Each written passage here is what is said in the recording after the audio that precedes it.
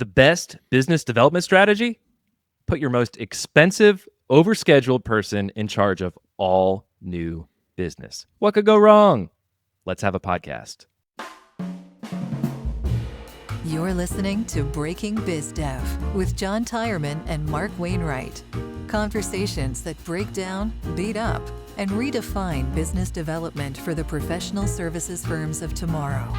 And now for your hosts, John and Mark.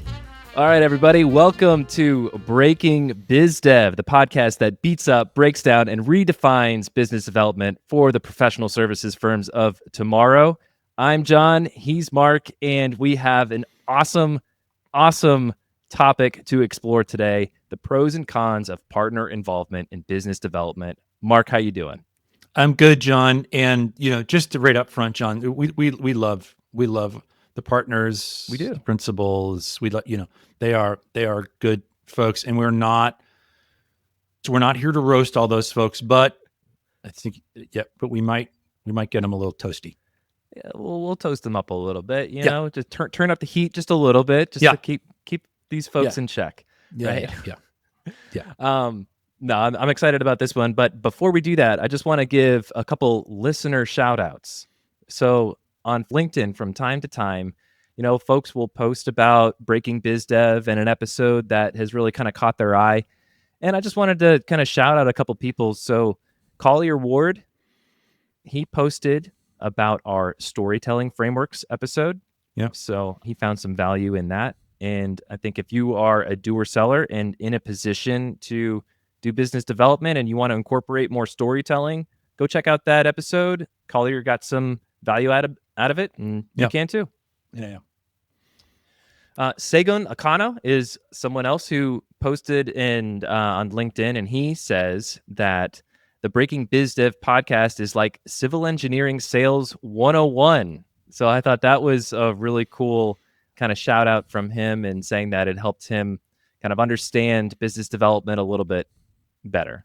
Good. I think that was a great comment. Thanks to both. I tend to think we're operating more at a 200 level, John, but I appreciate that. Well, if folks find it easy and can learn from it, if we're making complex topics simple, that's great. Great point. Oh, maybe the 200 to 300 level stuff comes when they actually send us an email. We're like, hey, all right, show us the 200 level stuff. And we're like, okay, cool. Here we go. Let's go. So maybe that's the 200 level stuff. So yeah, thanks to both. Sure. Anytime any listener out there is excited about what we're doing and likes to interact and repost stuff or whatever else, that's great, right? It's I think we've got a growing number of listeners out there, some of whom are just kind of like in the shadows, but other people like to share it. And, I will say, if you come across something that's of interest, go ahead and share. Let us know. Yeah, let us know, share it. That's we're good there. So today's episode, why don't you give us the intro on that one? Our topic du jour for your listening pleasure today will be partner involvement in sales and marketing. We're going to just kind of chime in on what good looks like, sprinkle in some personal experiences here and there.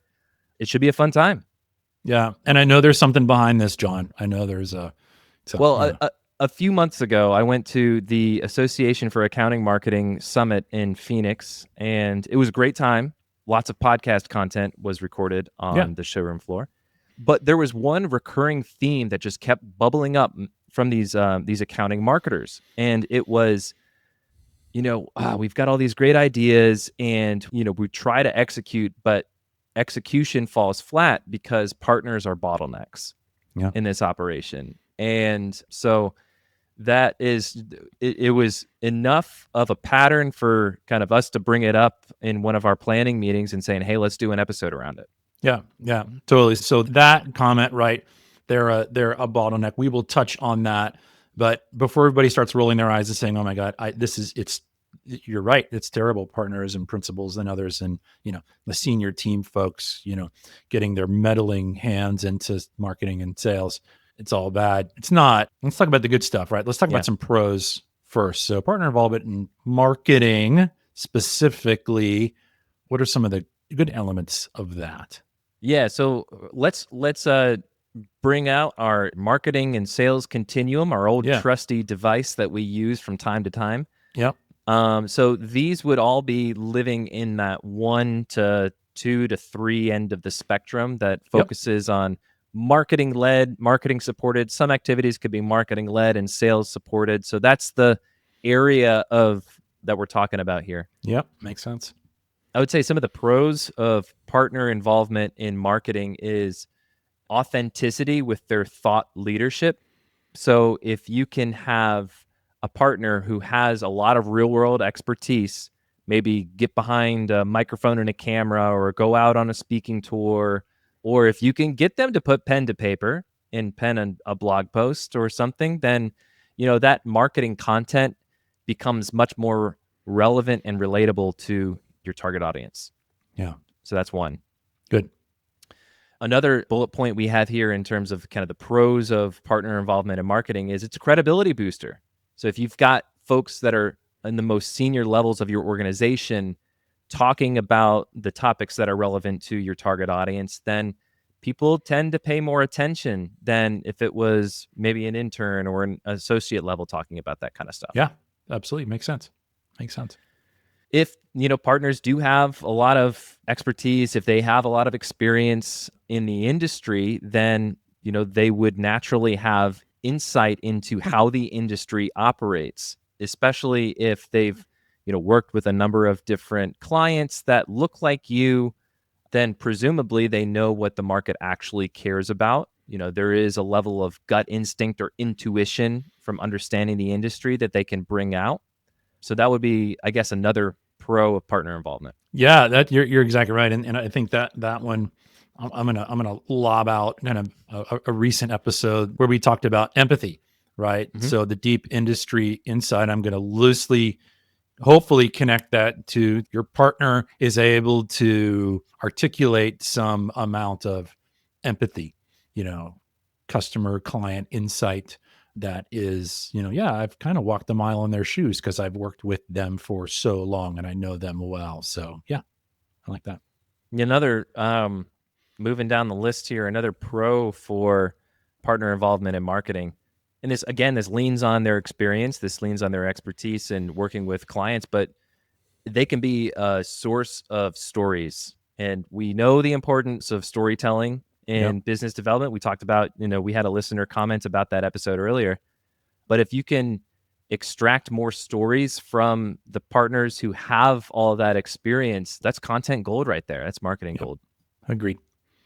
And then finally, when partners are invested in marketing and when they are involved in marketing, things can move. Budget gets unlocked. Without partner involvement, it can be a steep hill to climb, and kind of trying to unlock budget for marketing, especially if it's seen as a cost center and not an investment. Yeah, totally. And that's a critical point. And that, there's a corollary to that pro, which is immediately, apparent, because we're going to get to the cons next, John. We'll get to the bad stuff. But yeah, that last one, unlocking budget. Well, guess what? If the partner isn't involved, you're not going to get the budget, right? So that's the corollary to that last one, just to tee off the cons thing. So you did the good news. Yep. Let's hear the bad news, John. All right. So we talked about bottlenecks in the past, and that's going to be a common theme here, foreshadowing. Yeah. I would say the first con on this list, inconsistent participation. So, and I've experienced this frequently with many different partners, people that sit in ownership seats.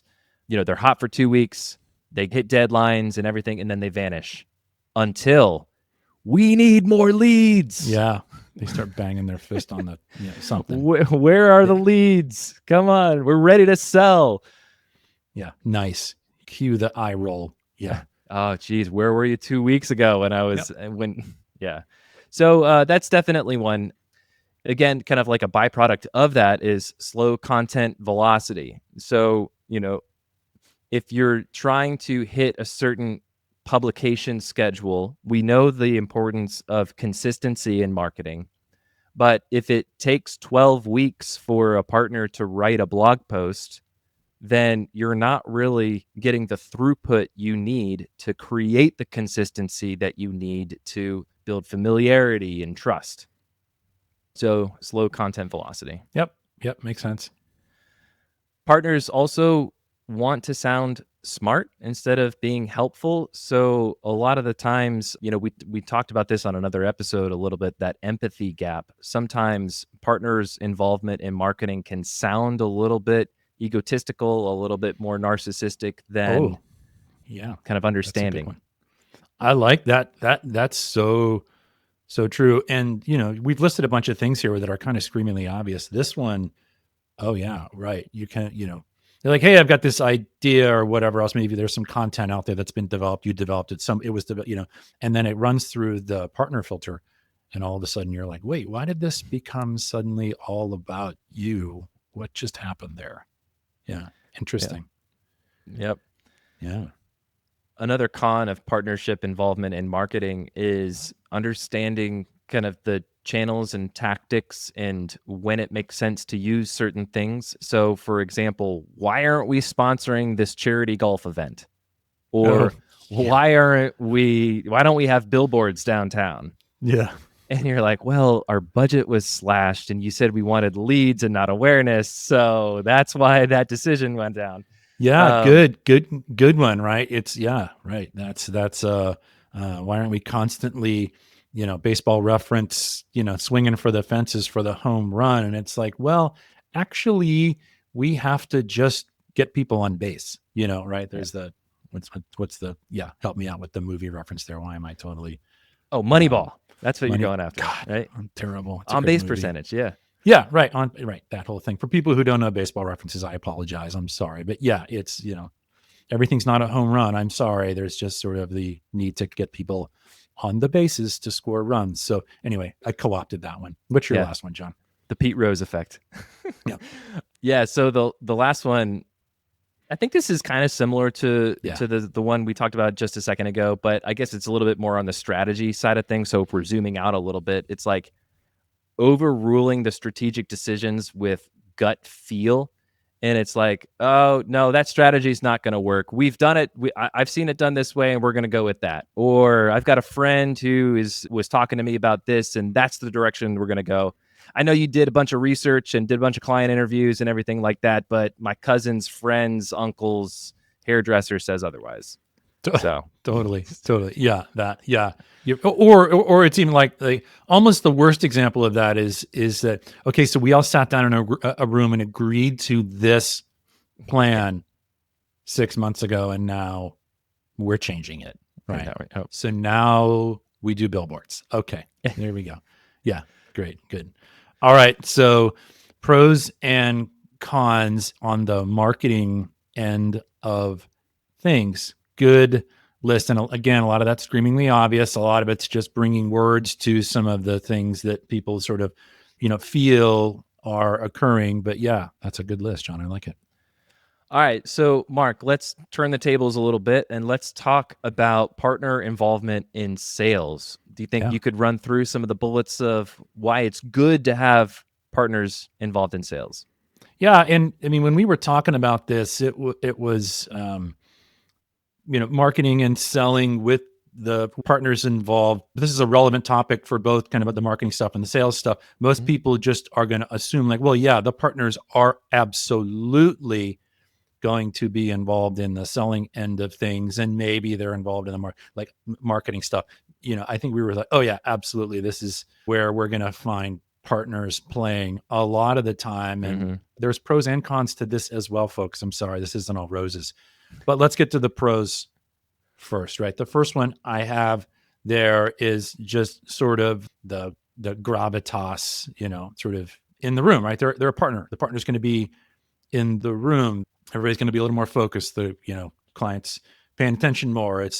We're bringing an elevated level of personnel into the conversation in these sales situations. So yeah, pro. Good, right? There's a role and a purpose and a need for that a lot of times, just to have, that level of individual in the room. I think it communicates positively to the client. Like, yeah, this is a big deal. You're a big deal. This is a big deal. So yeah, that's a good point. We have a partner involved. The next one is the trust thing. I think people are maybe willing to put a little bit more trust in the partners. Maybe you're client's, a seasoned professional, so they can kind of connect with your partner who is also a seasoned professional a little bit more. Maybe there's a little bit more trust there. So that's good. It's, accelerates this whole sort of, speed to trust kind of thing. So that's true. One of the other things that having the partners involved in the selling brings is maybe a little bit bigger picture. Oh, that's a good point. If you're a junior or more of a mid-career professional, is like you could be really tactically focused. You could be focused on the stuff, you're in the weeds, and the partner brings a sort of, all right, what are we trying to do here, folks? Picture into the conversation. I mean, I've seen that, no doubt about it. I like this one because it builds on kind of an understanding of the clients, right? So understanding their situation, so they're able to zoom out and talk in terms of kind of like what outcomes can the client expect, and how can that make their lives easier? Yeah. I think that more seasoned expert is able to make the leap to the outcomes a little bit more comfortably and confidently than maybe others can. So I like that one. The next one here is up. I'm going to say this one's up for debate, right? Okay. Like the partner as the closer, is that a pro? Is that a con? Right. There's two sides of that one. We kind of had that listed here, is that I think from an experience and sort of, I've walked this path before, I know what to expect when the conversation reaches this point. Yeah. I think that's good. What this can turn into a lot of times from the partner closing the deal thing is that, the junior or mid-career person wasn't able to get this thing done, get the contract completed. So now the partner's going to come in, and that's not good for anybody. No, so that's not. That gets a pro con on me, but we'll put that one aside for a second. So the last one is just sort of the relationship is like, hey, having the partner involved in selling, maybe this is an existing client with, that they've got a relationship with, and they just kind of keep building that relationship. Maybe this is a fairly new client where the partner is there and they've made it very clear that they, appreciate and seek long-term mutually beneficial relationships with their clients. So it kind of brings that sort of relationship thing in here that says, all right, partners here, partners involved in this whole thing. We don't look at these as a one and done. It's important that we build and maintain this, sort of a long-term thing. So those are pros for me. And that's a reasonable list, I think. Yeah, I think so. And so some of the common themes that I'm hearing, it's like authority, trust, and relationship. Yeah. Those are kind of the big takeaways as to why it could be a pro to have partners involved in sales. All right. So let's turn up the heat a little bit, Mark. Yeah. What are some of the drawbacks of having partner involvement in sales? Yeah. And these may or may not be as screamingly obvious as some of those previous ones, but man, these happen. So there's the bottleneck thing, right? The bottleneck is not just on the marketing end of things where you, the marketing professional, are sitting there, tapping your finger on the desk, waiting for the partner to come up with that content that they promised you 3 weeks ago, right? On the sales end of things, right? If you're doing this right, selling is a series of conversations that you're having with your prospective clients. And all of a sudden, the partner needs to be in the room and they don't have any openings for the next 3 weeks. Their calendar's filled up. Yeah. So big problem there. And so people are like, well, how do I get around it? And it's like, well, we have to make very important decisions on how we involve our partners, because if they're going to be a bottleneck in the sales process, then that is a problem. Yes. The client needs to go, and you can't go without the partner who's not available. It's like we just created a problem for ourselves. So there you go. So bottleneck in selling. Get ready for more 5 and 6 o'clock meetings. Oh, brutal. So true though. So true. You're listening to Breaking BizDev, the podcast that beats up, breaks down, and redefines business development for the professional services firms of tomorrow. Your hosts are John Tyerman, founder of Red Cedar Marketing, the podcast marketing company for experts and professional services firms, and Mark Wainwright, principal consultant and founder of Wainwright Insight, the fractional sales manager and sales consultant to professional services firms. If you find this podcast helpful, please help us by following the show and leaving a review on Apple Podcasts. And now, back to the show. So follow through and follow up, right? Follow up for me is such a critical part of these sales conversations. Yeah, It's every conversation we have, there's some follow up that just reiterates and reflects back what we heard, what we understand, clarifies next steps, articulates what, where we're headed next. We act as good guides when we sell. We're not pushy salesy. We're just guiding people through this really organized sales process, and follow through is critical in that. But sometimes your partners will look at follow through as follow up as, administrative. It's like, I don't need to. How can we automate this? Hey, can you follow up with this lead for me? Yeah. You're like, wait, what? So they look at a lot of these really important sort of more tactical steps in the process as sort of beneath them. And then the follow-up breaks down, and then the new business opportunity breaks down. And then everybody starts looking around the room like, what happened? And it's like, our follow-up was terrible. It was horrible. But nobody wants to say it, right? Yeah, nobody wants to say that, right? It's like, well, actually, we should have scheduled that next meeting. Who was supposed to follow up? Okay. Right. And this ties to another thing that we had written here, is that there's no discipline in the process, right? Yeah. It's the Wild West. It's like, look, there's no steps, there's no process, there's no CRM, we're just shooting from the hip constantly. It's like, prep for a meeting. What? It's like, no. So it's the Wild West as far as a process is concerned. And not only does that wreck and derail your opportunity that's staring you in the face, that's also showing really, really bad behaviors to the younger team members that are involved in this thing as well. Right? The partner is behaving badly with no discipline and no organization. Yes. And the younger team members are like, who needs a process? CRM, what's that? So yeah. Do as I say, not as I do.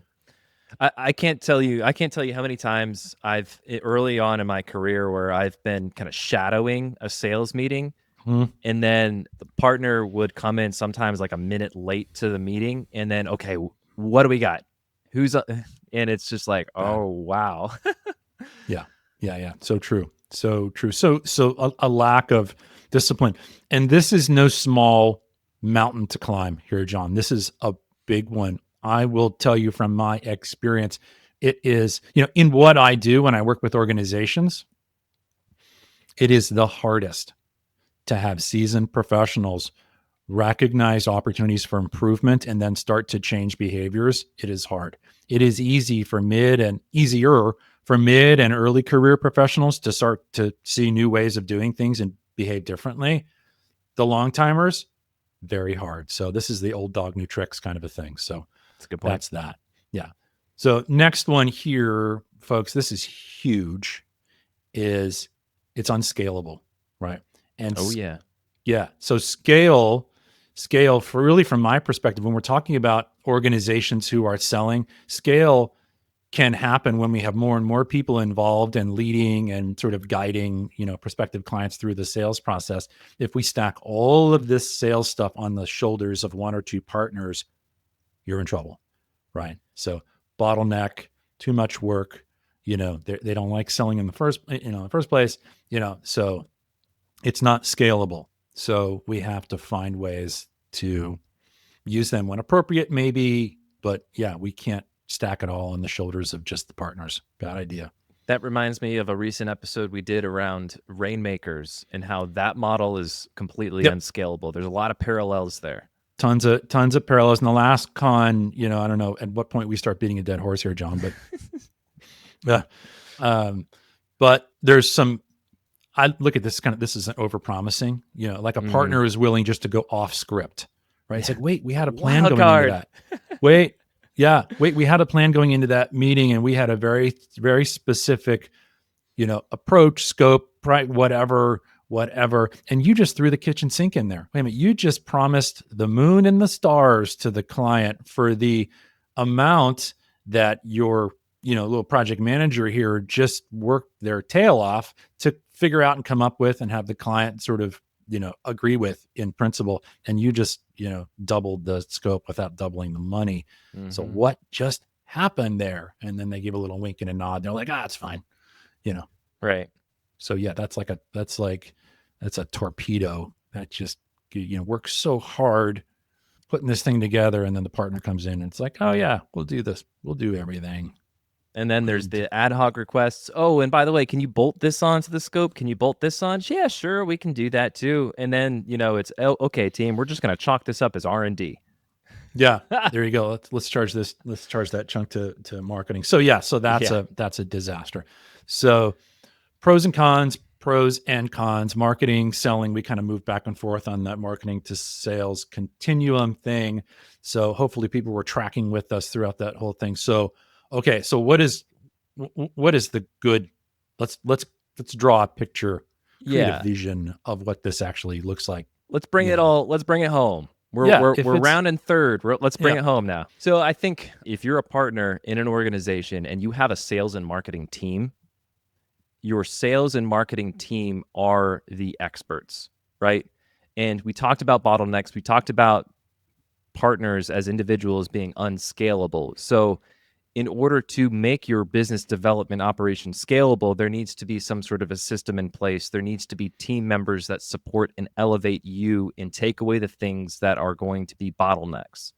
And so I think that that's the first part of this, is an understanding from the partner that they are not a sales expert, that they are not a marketing expert. They are there to bring authority, to help with the relationship, to help with build trust, and their team supports that.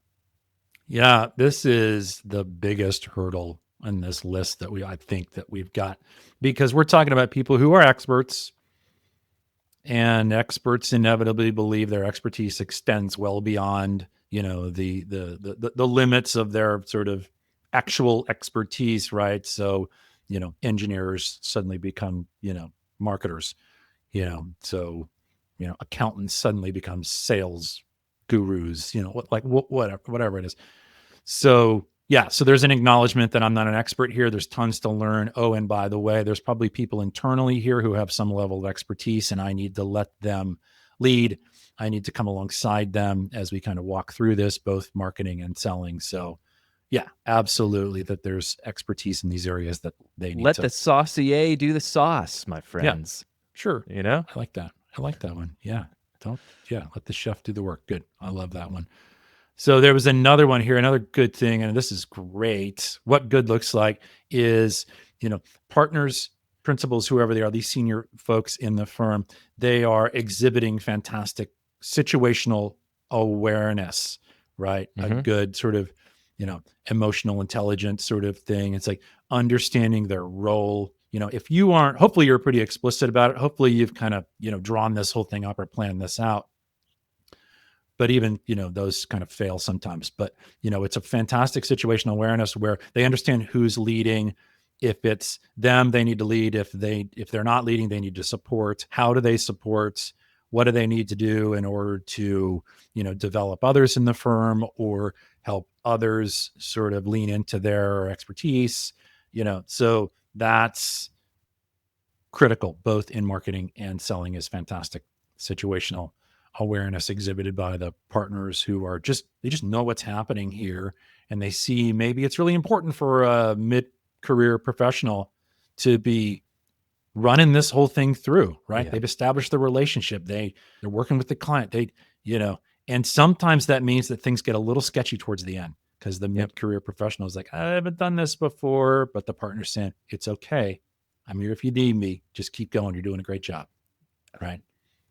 Couldn't have said it better myself, Mark. That's exactly right. And understanding that it's a system, and that's kind of this next bullet point here is we mentioned, understanding that you're not an expert, understanding the situation and the roles that the whole team is playing, and then having the systems in place to facilitate that, to help the team members succeed, to help the partner not be a bottleneck, to let the marketers market, and for the sales folks to do sales. And so that could be, adherence to a sales process, like we talked about, leveraging automation, leveraging AI to a degree, I suppose. We talked about note-taking apps. I think that was a really great example. Leveraging executive assistants, virtual assistants, again, to some degree, because there are certain things that only partners can and should probably do. So I think like building that system around is incredibly important. Yeah, yeah. And again, folks, when we, some organizations have people that spend the vast majority of their time doing selling, but a lot of the organizations, a lot of people in the audience who listen out there is that they have these people who are doing and selling, right? So partners might be doing and selling, but you've got other people in the firm who are also doing and selling. So, when everybody's got their sales hat on, hopefully the partners are letting others in the firm lead and guiding, helping, supporting, all that sort of stuff when everybody's got their sort of sales hat on. So yeah, good stuff. All right. So Mark, I want to close out this podcast episode with something fun. Boy, here we go. All right. Let's see what we got here. All right. We are going to play a game called Bottleneck Bingo. Bottleneck Bingo. Yep. And all right. I will read out typical sales or marketing tasks, and then you are going to guess who is the most likely to be the bottleneck. Is it the marketing team? Is it the sales lead? Or is it the partner? Got it. Okay. Do you understand? You got three choices. Partner, marketing team, sales lead. Got it. Okay. All right. And you're going to read me some scenarios and I have to respond with one of those. With one of those three. Those are the only three acceptable answers. Okay. So are we going to do this rapid fire here? Is that kind of how it's going to go? Yeah. Let's do rapid fire. And then in post prod, I'll add like a little ding or a buzzer if you get one right or wrong. Ooh, I love that. Okay, cool. Good. All right. All right. So who is most likely to be the bottleneck? All right. So here's our first scenario. When you're drafting the first version of a proposal. Tough one, but not really. Partner. All right. The next scenario, when you're trying to get final approval before that proposal goes live to the client. Ooh. It's got to be the partner. Ding, ding, ding, ding. Good job. All right. So what about getting the green light for paid ads? Well, typically the partner's in charge of the purse strings. So partner. Ding, ding, ding. All right. How about providing bios and headshots for the website? Do you think the marketing team would be the bottleneck? Probably not. No. Partner. Ding, ding. All right. How about showing up to the webinar they insisted on hosting? That's so funny. Partner. How about submitting a list of target accounts for a campaign? Target accounts for a campaign. So the marketing team probably went to the partners and we're like, all right, so we need to know the most important client accounts so we can build these campaigns around them. And the partners aren't giving them the client. Got it. So partner. Yep. How about following up after that intro meeting? We talked about this. I said this earlier. That's easy. Partner. Oh, yes. What about that brilliant idea that they had that they said they would upload to the CRM but didn't? That's funny. Partners are great idea creators, but they're not the idea executors. So yeah, partner. Oh, how about posting a LinkedIn thought leadership piece? Well, the marketing team is typically fantastic at doing this regular, content creation, but when it's coming from the partner, it often gets delayed. So partner. Yep. Oh, are we being too hard on them? No, let's keep going. Okay. How about re-recording that 3-minute video that they recorded once, but then said, this isn't quite right? Oh, that's funny. Right. There's an ego slipping in there. Partner. Yep. All right. How about approving the budget that the marketing hire desperately needed? Yeah. Right. Partner. Mm-hmm. Oh, how about refusing to use that email template because it sounded too salesy? Yeah. It's, I don't know. I'll give them a little bit of a break. Maybe it's the partner or the sales lead, so they both share some responsibility there. So I suppose so. If it does sound too salesy, maybe it is. Yeah. All right. Okay. Okay. I like this one. Taking credit for a deal that marketing and sales actually worked. Yeah. Well, if the partner has blown all of this stuff up till now, there's no doubt in my mind that it was the partner. Correct, you are. And how about canceling a prospect meeting last minute because of a board thing? Oh man, we gotta prioritize the right things. Partner. Yep. And then last but not least, Mark, asking for analytics, but never looking at the dashboard. It's right there. All you had to do was look at it, right? Partner, how'd I do? You got them all correct, Mark. Oh, my bingo card looks amazing. Unfortunately, it's like bleeding red right now. So that's terrible. I got bingo like 10 times on that one. Yeah. Ugh. Always up, down, sideways, and crossways, every way. All right. Well, that was a fun little digression here, but all right, let's all right, what are the takeaways here? Like what's the big deal? A lot of this was kind of like, we beat this up, no doubt about it. Poor partners, we love you, but man, there's some definite takeaways that, can improve.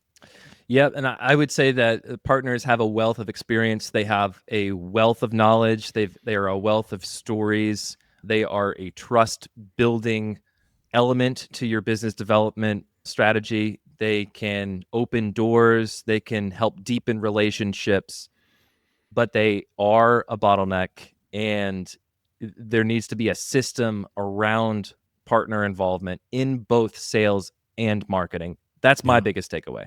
Yeah, no, I love it, right? I mean, nobody wants to think of themselves as the bottleneck. At least I don't think so, right? I mean, there's some negative connotations of that. It's like, oh, we actually have a system and we have a way of doing this and it actually works, and all of a sudden it hits this one person and everything gets stuck. I don't think anybody wants to think of themselves that way. So, word to the wise, if you're not a partner in your firm and you realize there's a bottom, maybe just start writing that on the whiteboards before every big meeting. They just, bottleneck. But no, just some self-awareness here to understand that, you as a partner are really important in a lot of these things, but it's not all about you. So you could potentially be a bottleneck. So understand the organization needs to function and figure out your role in all of that. So great takeaways. Yeah. Well, Mark, this was a fun episode. Hopefully we didn't turn up the heat too much on our partner friends out there. They'll be fine. I think they will be fine. Yep. Yeah. All right, John. Until next time. Until next time. Thanks for listening to Breaking BizDev. Subscribe on Spotify and Apple Podcasts, or listen to the show at breakingbizdev.com. This episode was produced by Red Cedar Marketing. If you think a business podcast is right for your company, visit redcedarmarketing.com to learn more.